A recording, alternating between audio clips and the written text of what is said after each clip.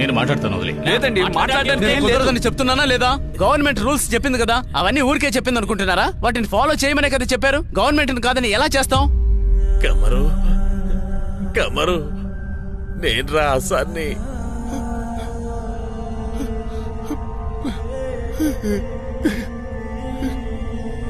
కమరు తను చెప్పేదంతా నిజమేనా? ఎయిర్పోర్ట్ నుంచి బచ్చు బతిమాలుతున్నాడు. అప్పటి నుంచి ప్రోటోకాల్ తెరిచేస్తారా? ఉండండి, నేను పోలీసులు పిలుస్తాను. చెప్తే అర్థం కాదు.